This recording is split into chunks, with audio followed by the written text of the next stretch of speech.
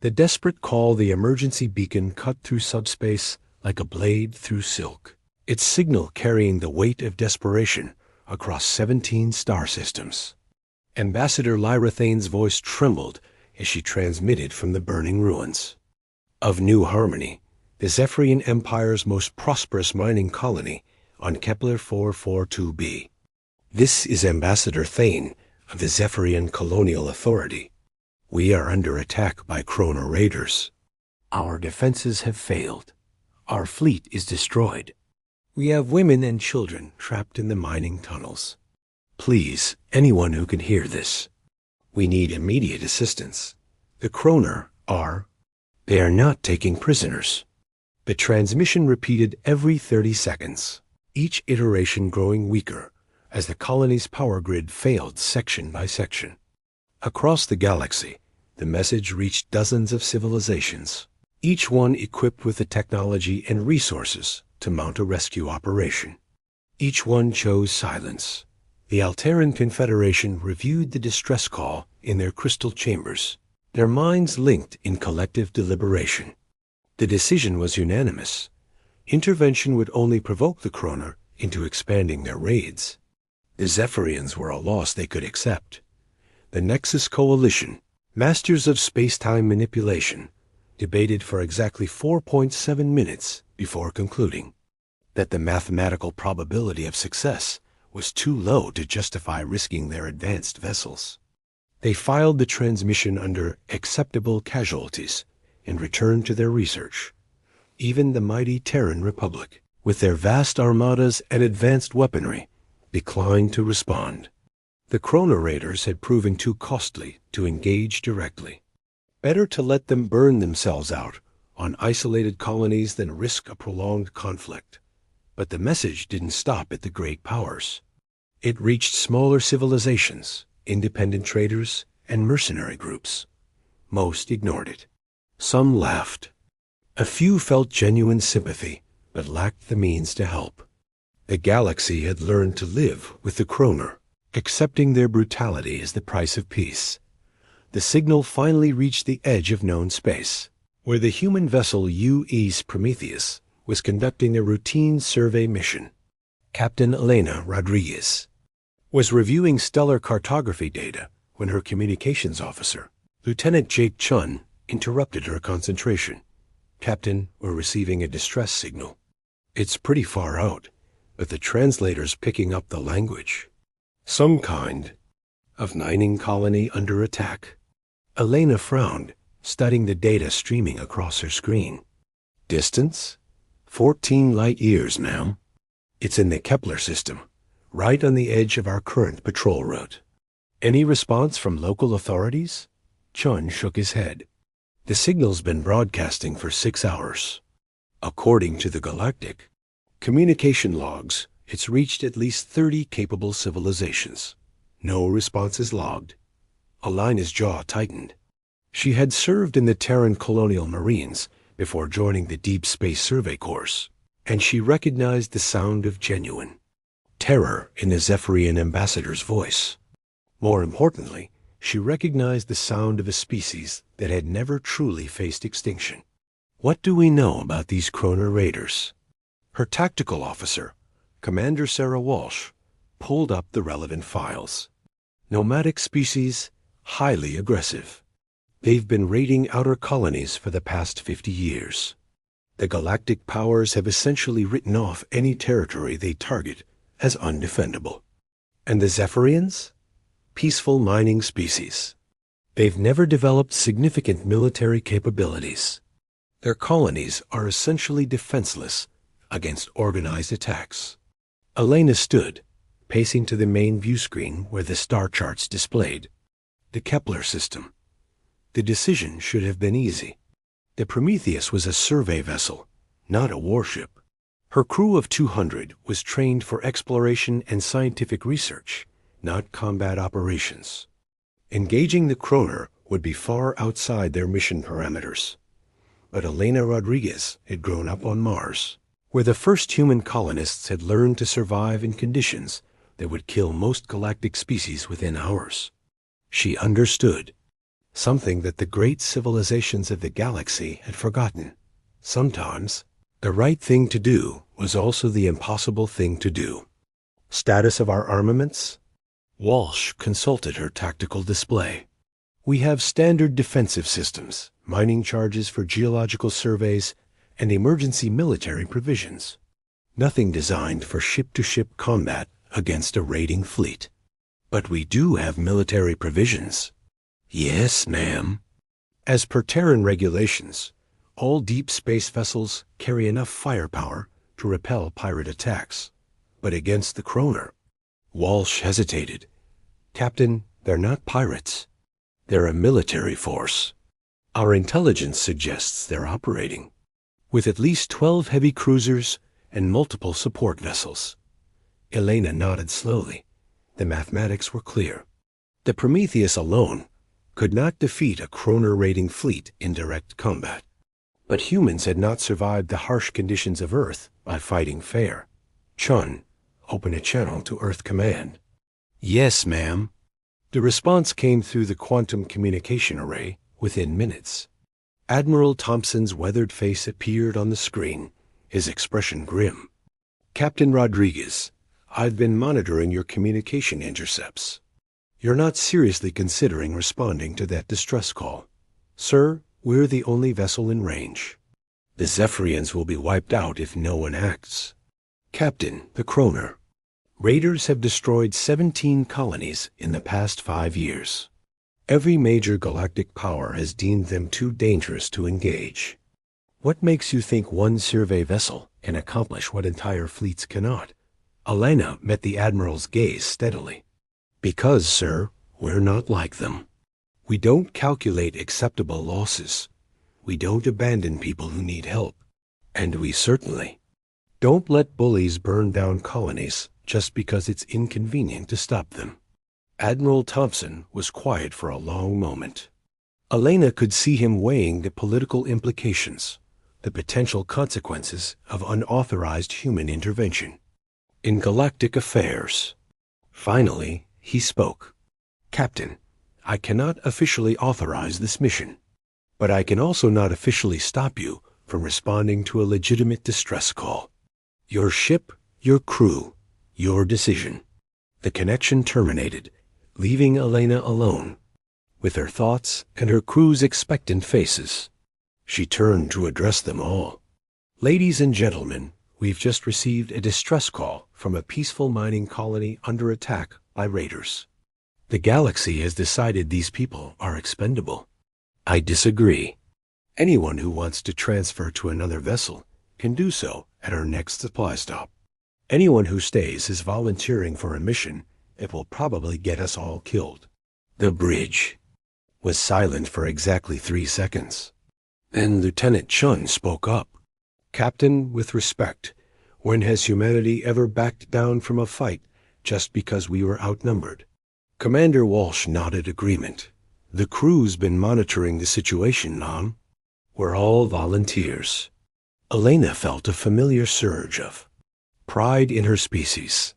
This was what made humans different. Not their technology, not their military might, but their stubborn refusal to accept that good people should suffer while they had the power to help. Set course for the Kepler system. Maximum speed. Aye, Captain. As the Prometheus jumped to hyperspace, Elena began planning their approach. The Kroner expected no resistance. They had grown comfortable with their reputation, secure in the knowledge that the galaxy would not challenge them. They were about to learn why humans were called Deathworlders. The journey to Kepler 442b took 18 hours, during which Elena and her senior staff developed their strategy. They could not match the Kroner in firepower, but they could use tactics that no civilized species would consider. They would not fight like the galaxy expected. They would fight like humans. When the Prometheus dropped out of hyperspace at the edge of the Kepler system, the devastation was immediately apparent. Debris fields marked the locations of destroyed Zephyrian vessels. The planet's surface glowed with the fires of burning cities. And in orbit, The Kroner fleet methodically bombarded the remaining population centers. Elena watched the destruction through the main view screen, her face hardening with each impact. These were not military targets. These were civilian populations. Families, children.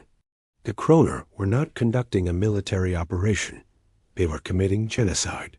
"Captain," Chun reported, "we're receiving a new transmission from the surface." "It's the ambassador again." Lyra Thane's voice was barely a whisper now, transmitted from deep within the mining tunnels where the last survivors had taken shelter. "Is anyone there?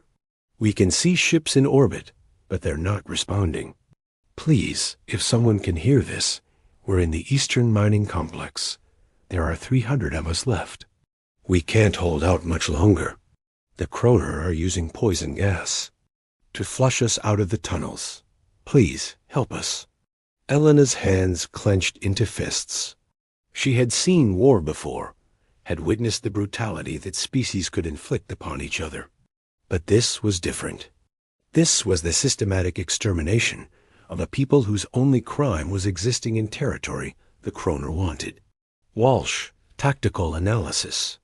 12 heavy cruisers, 4 destroyer escorts, and what appears to be a command vessel.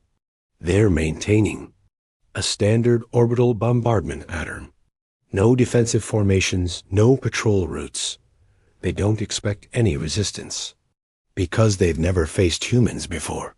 Elena turned to address her crew. "Ladies and gentlemen, we are about to engage a force that outnumbers us 12 to 1. They have superior firepower, superior numbers, and superior experience in combat operations. They also have no idea what they're about to face." She paused, looking at each face on the bridge. "We are not going to rescue those people. We are going to save them.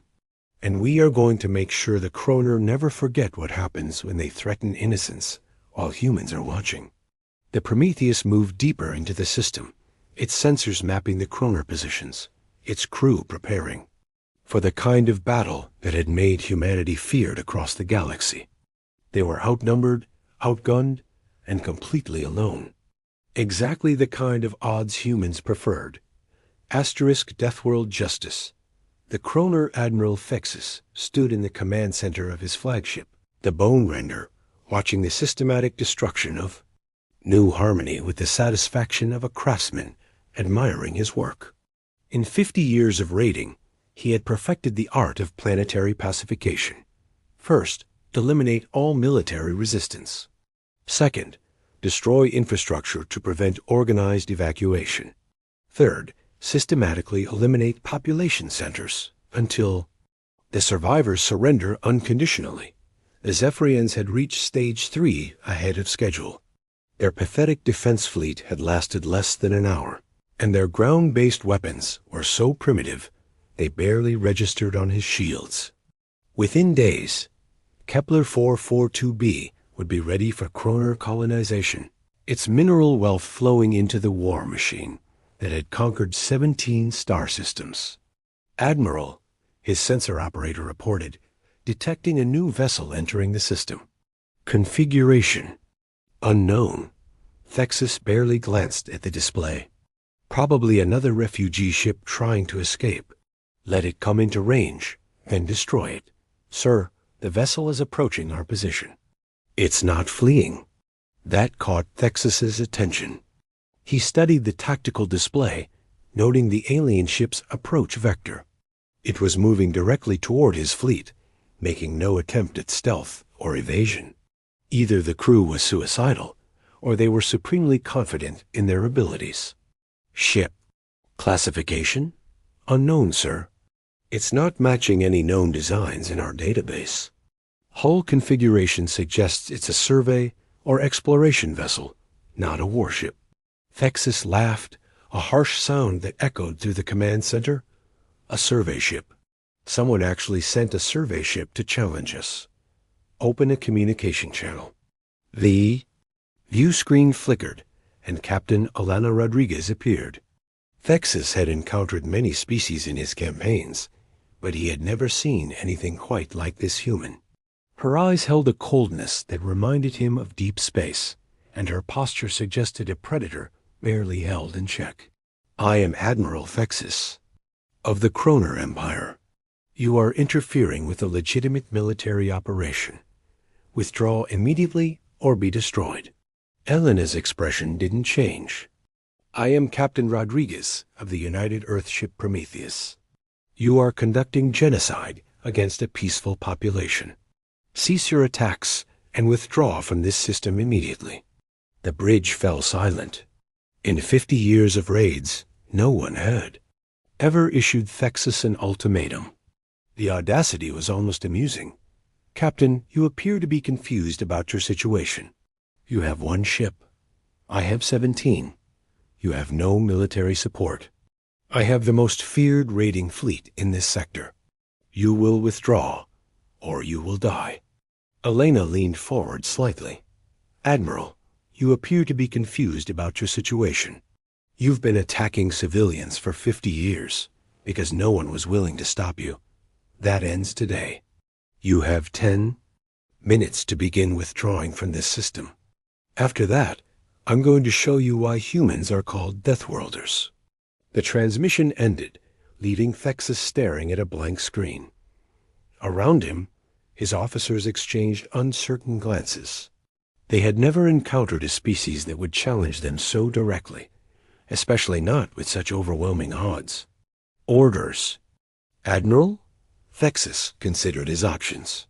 He could simply destroy the human vessel and continue with the planetary bombardment. But something about the human captain's confidence troubled him.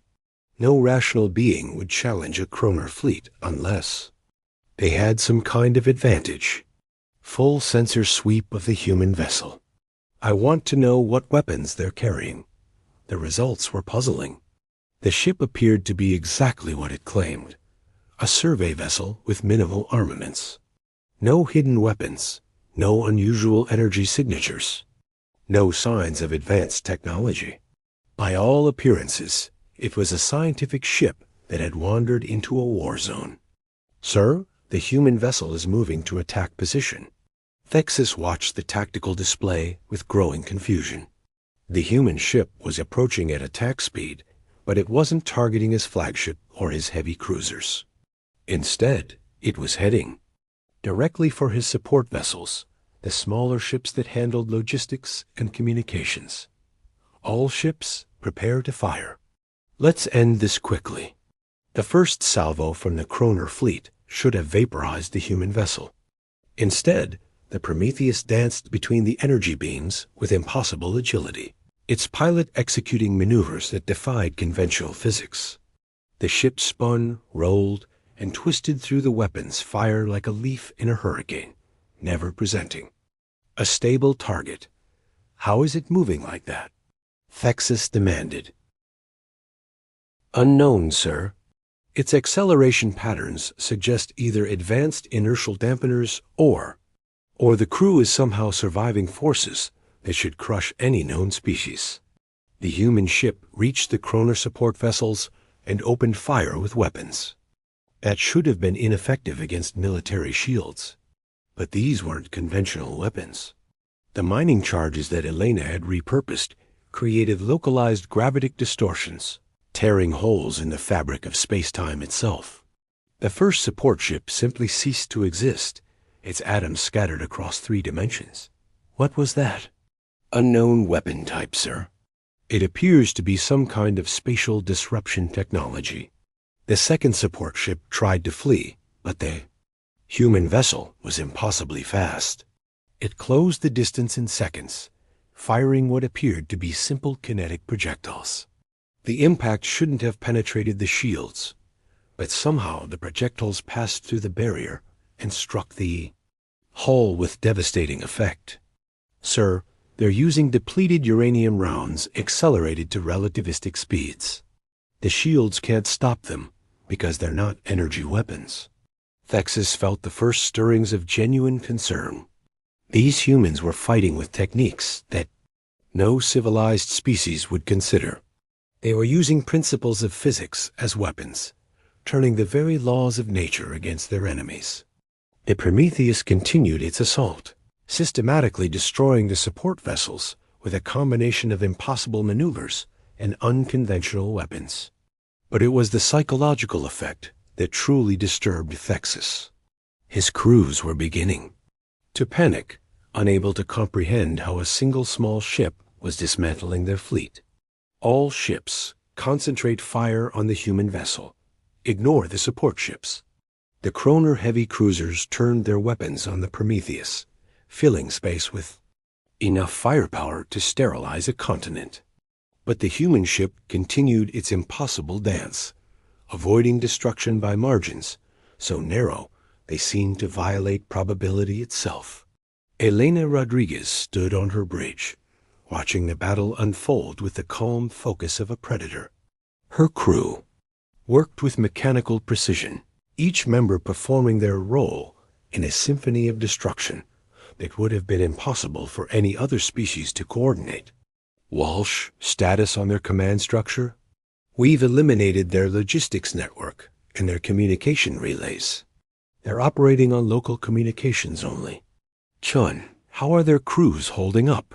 Intercepting multiple panic signals, Captain. They're starting to break formation. Elena nodded. This was exactly what she had expected. The Kroner were bullies, accustomed to overwhelming weaker opponents with superior numbers. They had never faced an enemy that refused to play by conventional rules that turned their own advantages against them. Tactical, prepare the final phase. The Prometheus suddenly changed course, diving directly toward the planet's surface. The Kroner fleet pursued, thinking the human ship was finally retreating. But Elena had no intention of fleeing. She was leading them into the atmosphere, where her ship's superior maneuverability would become even more decisive. Sir, the human vessel is entering the atmosphere. Should we follow? Thexus hesitated. Atmospheric combat was dangerous, especially for large vessels. But he could not allow the humans to escape, not after the humiliation they had inflicted on his fleet. All ships pursue. We end this now.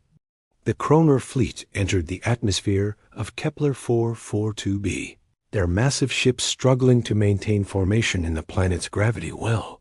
The Prometheus, designed for atmospheric flight, moved through the air like a predator in its natural element. Elena had chosen her battlefield carefully. The planet's unique atmospheric composition, rich in metallic particles from the mining operations, created a natural stealth environment. The Kroner sensors, calibrated for space combat, could barely track her ship through the interference. "Now," Elena said quietly. The Prometheus released its final weapon, a cloud of nanobots, each one programmed with a simple directive. Find Kroner technology. Destroy it. The nanobots, invisible to sensors and immune to energy weapons, spread through the atmosphere like a plague. The first Kroner ship to fall was the destroyer escort Bloodfang. Its engines simply stopped working, its weapon systems failed, and its life support began to shut down. Within minutes, the ship was falling toward the planet's surface, its crew trapped in a tomb of their own making. "What's happening?" Thexus screamed as his own ship's systems began to fail. "Unknown, sir. All our ships are reporting systematic failures. It's as if our technology is being attacked by something we can't see." The nanobots spread from ship to ship, following the Kroner fleet's own communication networks. They were not programmed to harm organic life, but they were utterly ruthless in their destruction of technology. Within an hour, the entire Kroner fleet was disabled, their ships falling like leaves from the sky. Thexus found himself standing in the ruins of his command center, watching through a cracked view screen as his mighty fleet was systematically destroyed by an enemy he couldn't even see. The human ship appeared on his screen one final time, and Captain Rodriguez's face filled the display. "This is Captain Rodriguez. Admiral Thexus, you are now a prisoner of the United Earth ship Prometheus. Your fleet is disabled, your crew is alive, but stranded, and your reign of terror is over. You wanted to see what humans could do. Congratulations. You've just become the first Kroner to learn why the galaxy fears Deathworlders. In the mining tunnels below, Ambassador Lyra Fane felt the ground shake as the Kroner ships crashed into the planet's surface. She emerged from the depths with the 300 survivors, looking up at a sky clear of enemy vessels. A single ship remained in orbit, and from it came a transmission in perfect Zephyrian. "This is Captain Rodriguez of the human vessel Prometheus. The threat has been eliminated. Medical teams are on their way to assist you. You are safe now." Lyra fell to her knees, tears streaming down her face. The humans had come. The Deathworlders had answered their call, and they had delivered not rescue, but justice. Across the galaxy, news of the Kroner fleet's destruction spread like wildfire. The species that had terrorized 17 star systems had been utterly defeated by a single human survey ship. The great civilizations that had refused to help the Zephyrians now found themselves reconsidering their assumptions about the small, aggressive species from the edge of known space. Elena Rodriguez stood on her bridge, watching the rescue operations begin. Her crew had performed magnificently, proving once again that humans could accomplish the impossible and the cause was just. They had not just saved the Zephyrians. They had sent a message to the entire galaxy. Humanity was watching, and humanity would not tolerate genocide, no matter how inconvenient it might be to stop it. The age of unchallenged brutality was over. The Deathworlders had arrived,